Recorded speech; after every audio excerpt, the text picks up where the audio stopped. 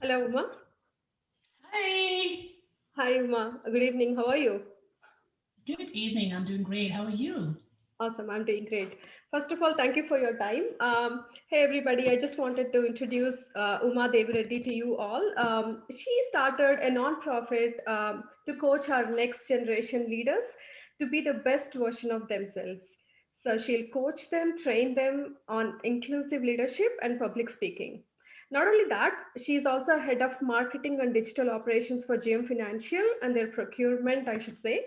Of course, she'll talk more about her role in GM Financial and her nonprofit organization, which revolves around bringing up leaders, is called Inside the Diverse Mind. Hey, that's an awesome. I mean, Uma, you're trying to transform the generations. So don't you think this is a challenging stuff for you because it's a huge journey for you, right? So what is your vision behind that? So, firstly, everything that we do is challenge. And the vision for Inside the Diverse Mind is for me to be able to help each individual realize we can be the best version of ourselves, not in spite of our differences, but because of our differences. It's our differences that is going to help us be the best version of ourselves and helping them understand and empower them to be able to grow through their differences. Awesome. So why did you want to name it as Diverse Minds? What was your thought So, process? so honestly, initially I thought of the name as Inside the Mind because each of our mind is so different, right? I don't know if you've heard of this saying. It says the mind has the ability to change the brain, right? The brain is so complex, and the way we think through our mind, we can even change the wiring in the brain. So, what is inside each of our mind and how it can be different, and how not necessarily everything that we think and say may start with us, right? It might have started with my parents and then parents and parents. And so it's so complex. And then I thought about it and said, you know what? It's not just what's inside each of our mind, it's also about how diverse that thought process is. We're all so diverse in the way we think in every aspect, in every situation. So that's how we came up with inside the diverse mind, not just inside the mind. So Yeah, yeah. So I know that you are organizing TEDx events in South Lake. So what is your relation with TEDx with Inside the Diverse Minds? Can you just talk about it? yeah, absolutely. So my intention for the TEDx event was basically to find a platform for all the kids that we train through Inside the Diverse Mind to showcase what they have learned. So that was the intention. We have been doing this through the platform of Toastmasters for a really long time. I've been doing this for over 5 years through Toastmasters. Mhm. And most of the kids that have been learning with me have been with me for over 5, 6 years. And we've come to a place where we're like, we need a better platform. We need a platform slightly more, right? Yeah. And that's how we started with TEDx. And this year is going to be our second TEDx event. And we will be having almost over 50 kids who will be showcasing everything that they're learning through Inside the Diverse Mind on this platform. Oh, that's awesome. So when is that going to happen? This is on the December 18th, which is a Saturday this Mhm. year. Oh, that's great. So what can anyone expect from that event? You can expect a lot of great ideas, a Mhm. lot of unique, new, fresh ideas from our next generation leaders. So you will get a sneak peek of, well, not really a sneak peek, a complete um, uh, perspective of how the next generation leaders think and their perspective of all these unique new ideas. Awesome. So, Uma, I think you are the right person for me to ask some questions around the kids and all that. So, you are dealing with all these fresh minds and you're teaching them diversity, inclusion, and all that. And then this month being Autism Awareness Month, I wanted to ask this question to you. So, what is going on in this kid's mind when they see the special needs kids? What do you think is So their perception? So I think when it comes to mental health, right? Mhm. My personal belief is, well, at this point in time in my life, I have never really come across a single person who hasn't gone through a mental health situation in their life, right? Mhm. We all go through different intensity of different aspects of mental health, right? It could be depression, anxiety, whatever might be the case. Mhm. And our current generation kids Mhm. go through that way more than we did in our generation. Mhm. And I think our current generation kids are way more receptive towards when they see somebody with autism. I Okay. don't think they're going to think back and say, oh, how do I interact with them? Right? Mhm. They automatically accept and say, this is how they know how to start a conversation. They know that mental health is just as general as it's ever been, right? It was more difficult in our generations. Growing up, if I was exposed to somebody with autism, I wouldn't have known how to start a conversation. I wouldn't have known what it is. Even if I was suffering from something, I wouldn't have even known, because during my days, it was all about the stigma around mental health. It was that labeling. It was more like, let me put a label, let me put a color of tablet to that label, and you're done, right? Yeah. And so, because of that labeling and the coloring of what medicine I'm going to take, there was a huge stigma associated. I think we are almost in a space where we are out of that stigma now.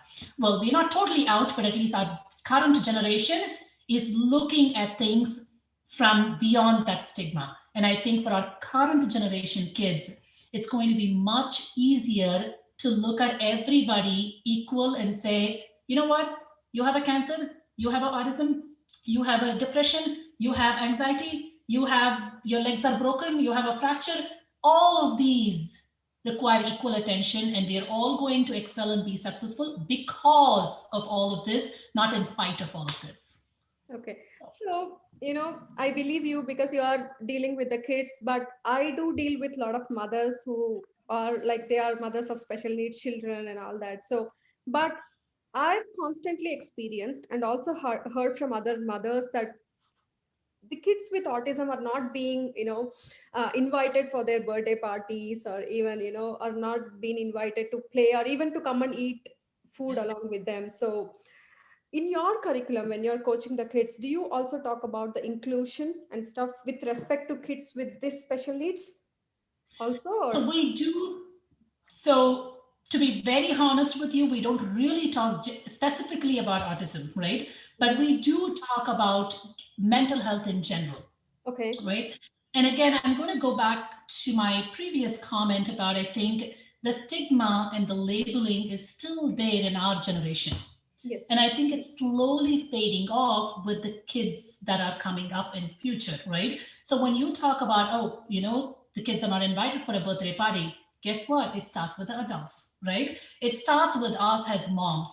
It starts with me as a mom to be able to tell my daughter, hey, why didn't you include this person? And she would be like, oh, I forgot, let me include, right?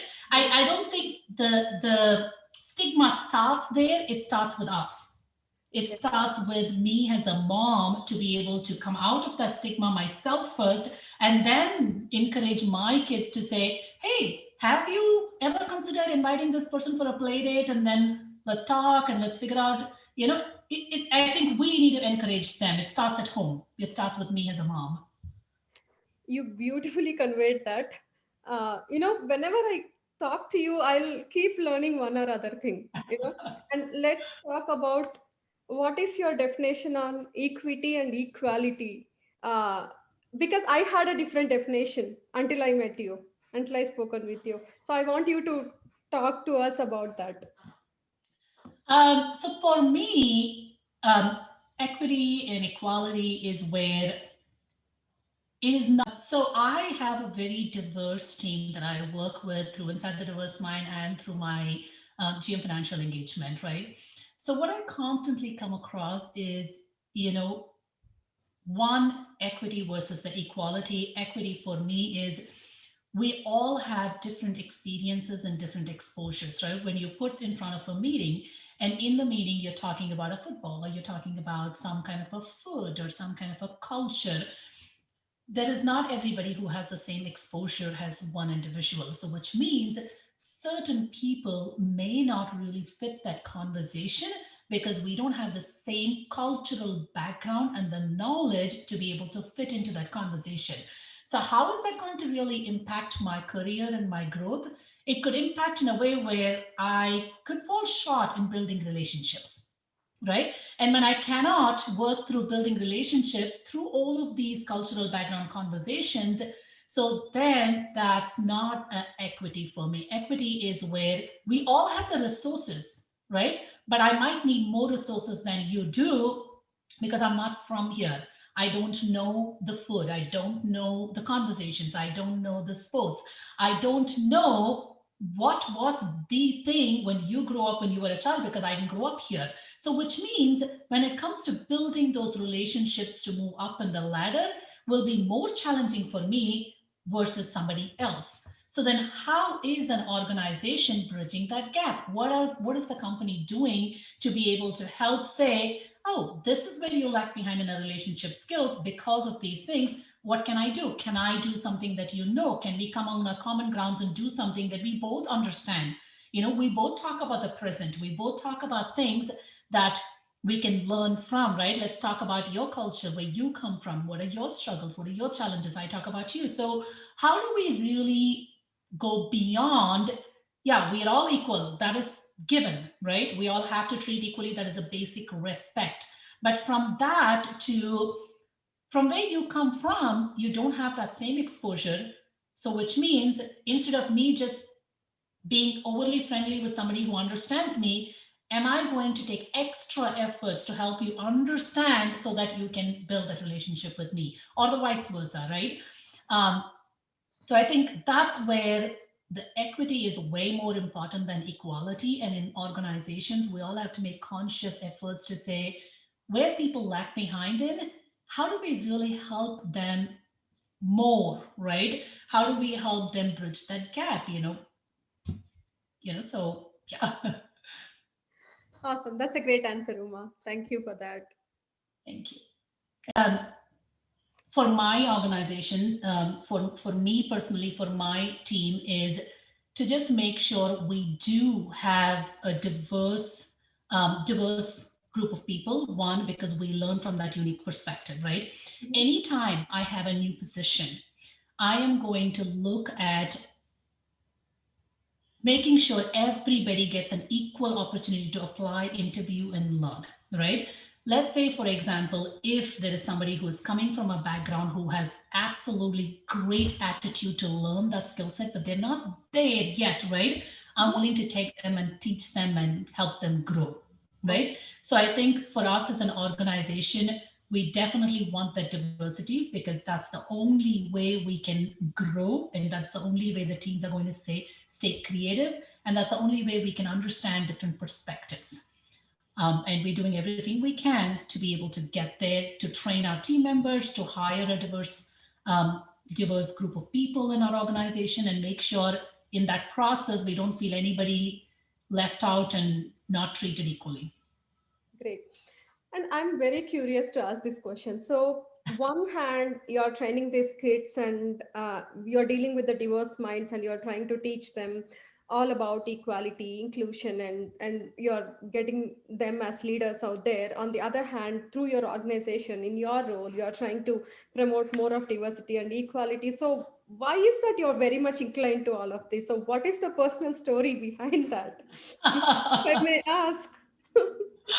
um, so my personal story is I have been in a place where I have felt like I had to completely restart my career multiple times, Okay. and I have gone through various things from a health perspective, from a career perspective, which led me to believe that I'm different, and so I was treated different because of my difference, right? And that's what made me say, you know what, you're different, and so you should be successful because you're different. So I came over to the US, I want to say what, 17, 18 years back. And when I came to the US, I came with a mindset and said, oh my God, this is a land of opportunities, and I'm going to continue my career from where I was, right? Mhm. I when I was in India, I led the entire southern region for ICICI Bank as a training and development director. Mhm. And at 21, I was in that position. And at 20, I was awarded as the youngest, most successful trainer that the company's ever seen. And ICICI is not a small organization, it's a big organization.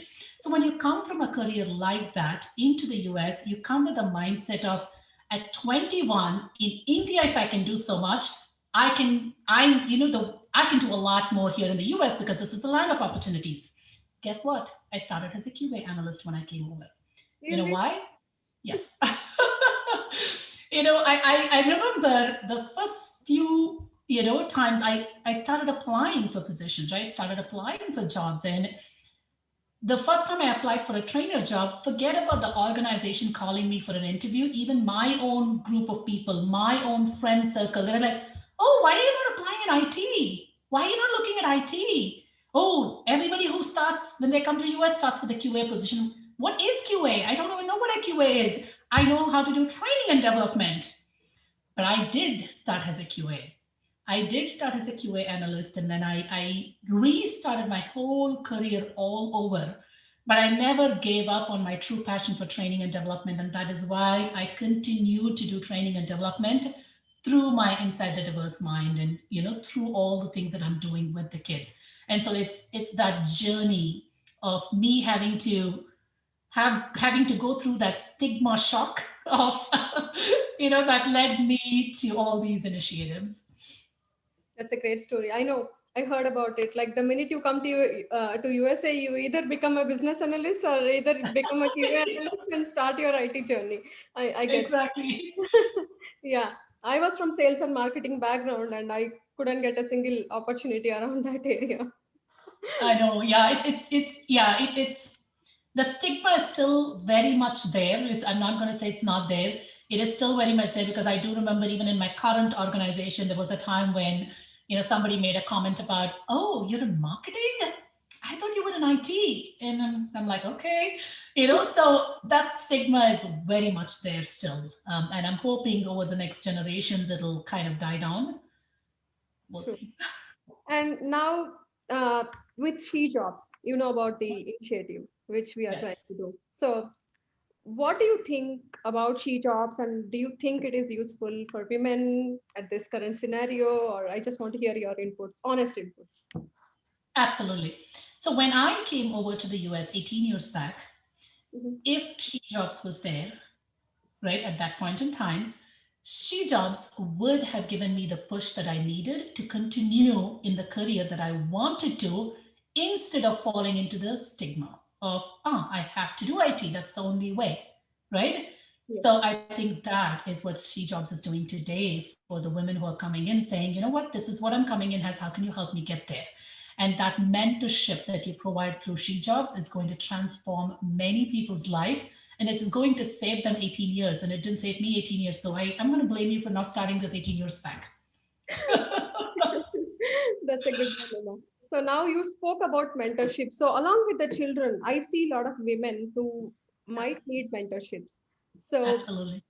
one of them wanted to reach out to you, or even they wanted to have your kids coached by you or by your organization. So what is the process? So through Inside the Diverse Mind, I offer one-on-one coaching for adults. And I also offer group coaching. And I have a partner, a trainer called Kelly Ann, who is an amazing public speaking trainer. So she does a lot of group coaching. So we have twice a week Mhm, public speaking training that is led by Kelly. mhm, And the one-on-one coaching, you can go into our website, which is insidethediversemind.com. And under the services section, you can book any time with me.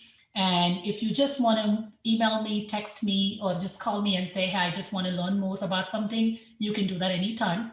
And we can take it from there. And if there are women who just want to talk to me to learn more, just text me anytime. And my number is 817-793-2333. I'm always here, happy to help anybody get through and continue growing without really having to lose the 17, 18 years like I did. So I'm here anytime anybody needs help. Awesome. Are you sure your number is going to be out now? Absolutely. My number has been the same for 18 years and it'll be the same. And I'm happy to help other women like me in helping them grow and helping them however I can with my skills and my knowledge and whatever I can. Awesome. Uma, the reason why I want to talk with you today is we wanted to have a like kind of a series like Sheroes, She plus Hero. We want Okay. to start that series in our Shejobs portal. We want to introduce women who have done different things in their Yeah. life and career and who are also striving towards the development of the community around them. So well, that was the whole reason I want to introduce you. So there are many women out there, who has that passion, who want to try things differently, but they don't have that opportunity. They are stuck with the family responsibilities or even having the personal challenges in their home. So, Right. what is your message for them? So my message for them is bring the equality home, right? Mhm. And not, I mean, I'm going to go off of my own experience with my husband, right? And my husband cooks, he cleans. My husband is in India for the last 1 month, and my kids are like, "What? We have no food at home because daddy's the one who always cooks." And so he is equally there for me and equally there for him. And I am where I am only because of him, right? So family comes the first for all of us. Our kids, our husband, our wives comes the first for all of us. But sometimes it is not that the other partner does not want to share the load, but it is just that the partner does not know how to, or the partner may not share the load in the same way, right? If my husband might know love to cook and so he cooks, right? But my husband might not like to do dishes. So where is the opportunity there to share the load is what you need to look at, right? Like we say in the external world, we are all diverse, we're all different. We are even at home. We are very different in what we want to do versus what we don't want to do. I love to drive kids around. You like to cook, great.